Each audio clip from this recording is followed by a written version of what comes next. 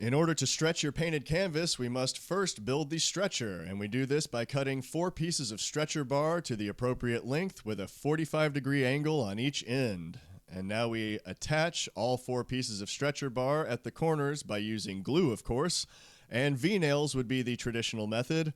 Now, if you don't have a V-nailer machine like this, you can get yourself a V-nail gun to do it freehand.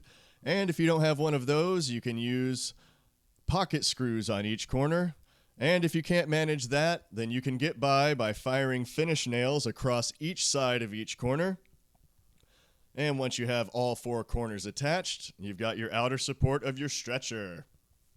Now we cut 4 smaller pieces of stretcher bar, still with the 45-degree angle on each end, and we'll attach them across all 4 corners of your outer supports by using glue and a screw through the outer support into the end of the inner support. And once you have an inner support on all 4 corners with glue and screw, test it out to make sure that it's sturdy and your stretcher will not warp or bend. Looking good. And now we've got the painting face down on the table. We lay the stretcher on top and make sure that each side is evenly spaced. You'll need about 1.5 inches of extra material to properly stretch. And we'll start with the middle of the bottom of the painting, just hand tight.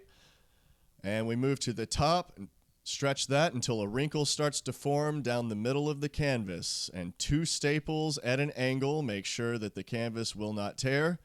And now we'll work the left side of the painting at the middle, pull that until the wrinkle is gone, and 2 staples, and we'll cross the opposite side, the middle of the right side of the painting, pull on that until the wrinkle in the middle is gone, and 2 staples.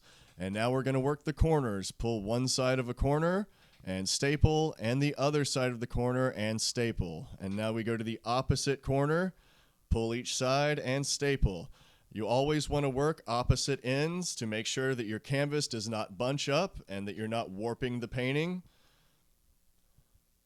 And now we're going to go in between all the staples you've already made, still working opposite sides, one across from each other, pulling as tight as you can until right before the canvas material starts to tear. Now on your corners, the best way I've figured how to do it is this kind of twist fold technique. Only leave the excess material right on the corner of the stretcher. And as you'll see, no excess material is visible on the outside or a fold under the inside. And now you've got your stretched painting.